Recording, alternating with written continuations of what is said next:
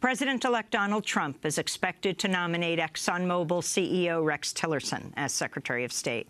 Tillerson has served as CEO and chair of Exxon since 2006. Environmental groups have widely condemned the potential nomination. Exxon's facing multiple lawsuits over its role in covering up the science behind climate change. In 2015, Inside Climate News and the Los Angeles Times revealed ExxonMobil's own research had confirmed the role of fossil fuels in global warming decades ago. By 1977, Exxon's senior experts had begun to warn the burning of fossil fuels could pose a threat to humanity. Exxon initially launched an ambitious research program to study carbon dioxide in the air and ocean, but toward the end of the 1980s, Exxon changed course and shifted to the forefront of climate change denial. Since the 1990s, it's spent millions of dollars funding efforts to reject the science its own experts knew of decades ago. Exxon CEO Rex Tillerson is also known to have close ties to Russian President Vladimir Putin. The Wall Street Journal reports Tillerson has known Putin since he represented Exxon's interests in Russia during the regime of Boris Yeltsin. In 2013, Putin awarded Tillerson the country's Order of Friendship decoration. To talk more about Rex Tillerson, we're joined by three guests. In Washington, D.C., Eric Pica is with us. He's president of Friends of the Earth USA. Here in New York, Carol Moffett is with us, president and CEO of the Center for International Environmental Law, personally subpoenaed by Exxon in a case in Texas seeking to stop an investigation into Exxon's activities led by the Massachusetts Attorney General. 10 other individuals and organizations have also been subpoenaed. And we're joined via Democracy Now! Video stream by Bill McKibben, co-founder of 350.org. In 2014, Bill McKibben was awarded the Right Livelihood Prize, sometimes called the Alternative Nobel, for his work in environmental activism, author of a number of books, including Earth, Making a Life on a Tough New Planet. We welcome you all to Democracy Now! We're going to begin today with Carol. Talk about your response to hearing that Rex Tillerson, the current CEO of ExxonMobil, might be the Secretary of State. I'll say that when the news first came out, I assumed it was a grim practical joke. As it became more real, our response is that it is irresponsible and it's unconscionable. It poses a threat not only to the planet, but to human rights. To put the CEO of Exxon in charge of our negotiations on climate change, our negotiations on oil, on energy, on human rights with countries around the world where this company has interests, where it has a track record of abuses, is patently irresponsible. Now, what is your personal involvement here? Why were you subpoenaed? You would have to ask Exxon that. Our best guess is that Exxon subpoenaed me because of the work that my organization, the Center for International Environmental Law, has done to expose Exxon's history of climate research and its history of climate denial. Our research published last summer demonstrated that Exxon and its oil industry allies were actually doing climate research as early as 1957, and that they had been warned by no later than 1968 that fossil fuels were directly linked to climate change. And so what do you have to do?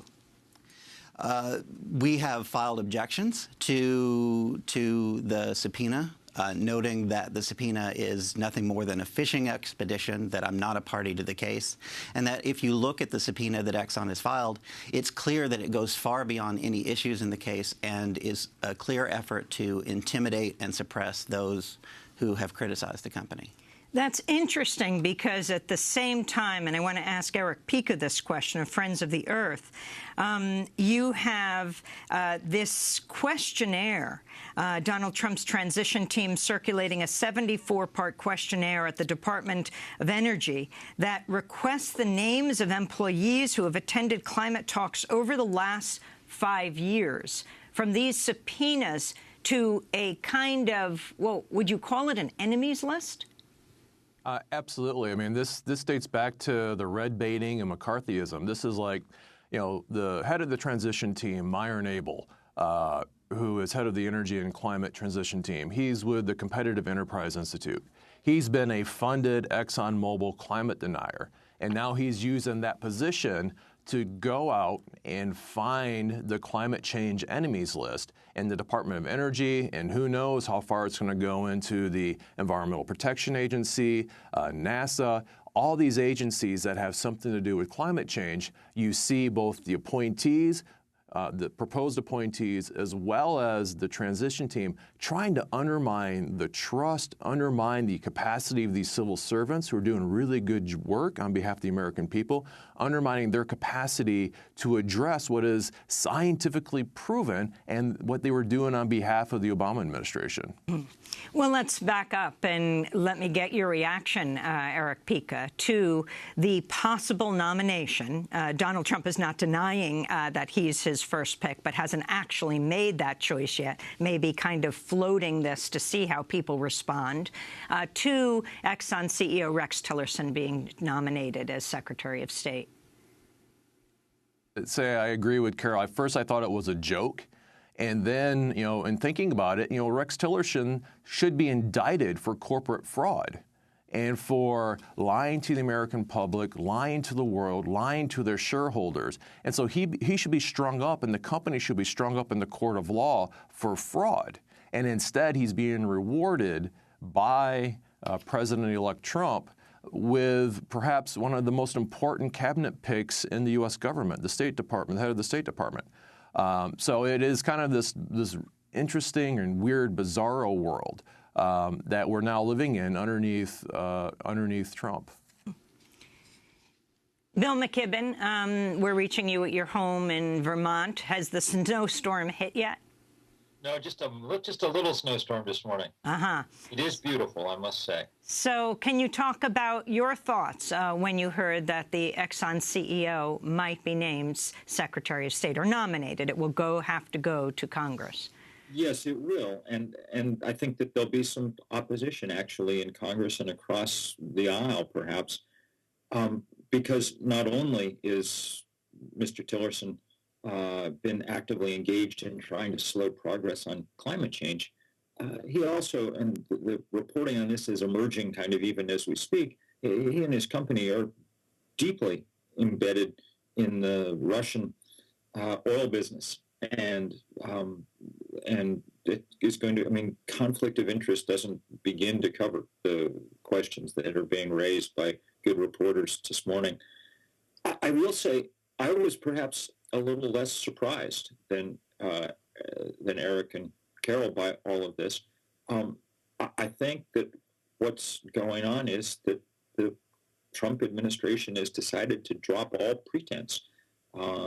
They are fully engaged in full-on climate denial, and they are fully clients of the fossil fuel industry.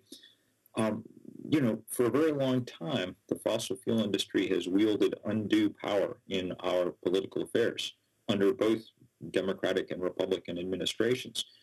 You'll recall that it was Dick Cheney, who had been helping run Halliburton, the oil service company, that dominated the George W. Bush administration.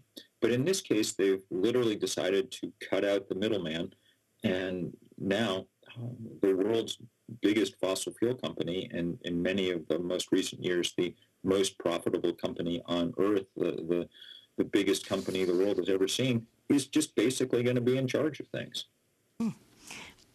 It reminded me back in 1953 and 1954 what happened when Secretary of State John Foster Dulles, who was a white-collar lawyer representing United Fruit, first in 1953, the U.S., and this is all documented now, overthrew the democratically elected leader of Iran, Mohammad Mossadegh, on behalf of Anglo-Iranian Oil, a precursor to BP. And the next year moved in on Guatemala. Secretary of State John Foster Dulles had represented United Fruit at his corporate law firm, and on behalf of United Fruit, overthrew the democratically elected government of Guatemala. Your thoughts, Bill McKibben? I think that it's a perfectly good analogy. The only difference and the only thing that makes it grimmer here is that the damage that we're talking about is going to be permanent. We're at an absolute critical moment in dealing with climate change. The world had begun to get a tiny, not enormous, but a tiny bit of momentum going in the right direction. And clearly, the goal of the Trump administration is to stomp on that momentum. The President-elect said yesterday that no one can really know whether climate change is real or not. That, of course, is absurd. Every climatologist knows that it's real, and increasingly, billions of people around the earth know that it's real because they're feeling its effects.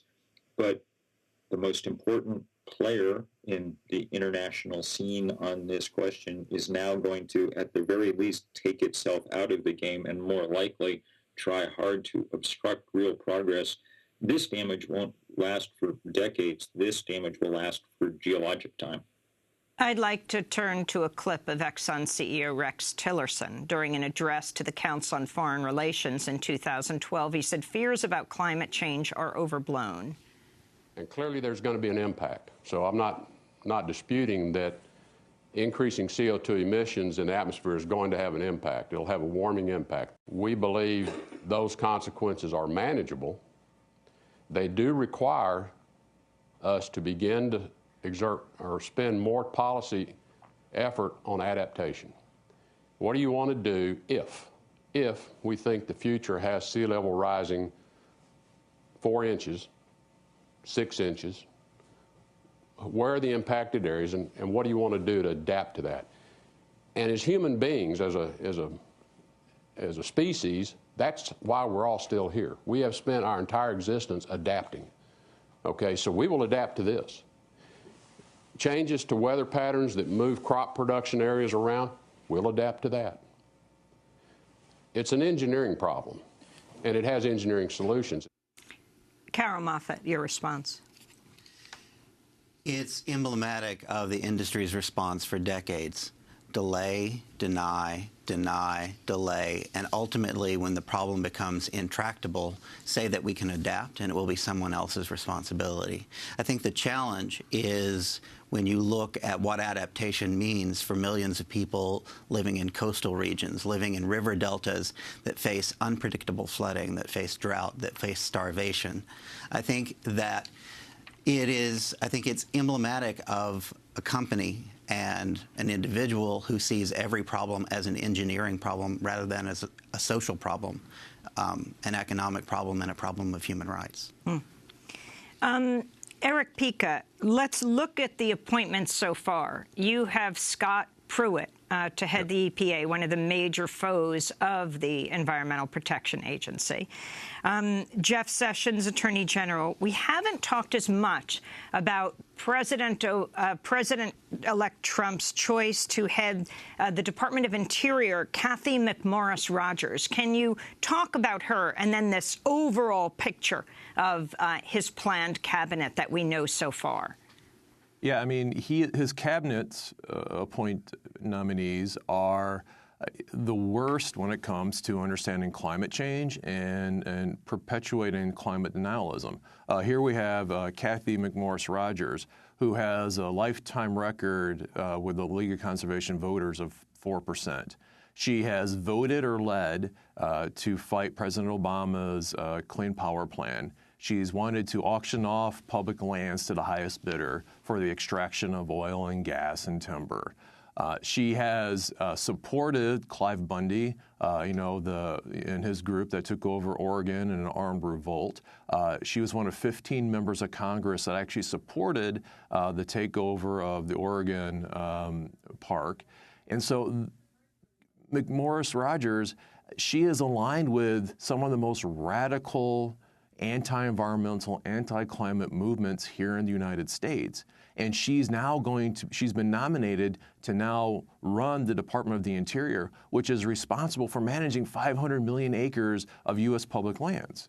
And so Friends of the Earth and 350, many of us have said, we have to keep fossil fuels in the ground, which means that the federal government cannot lease any more oil, coal, and natural gas.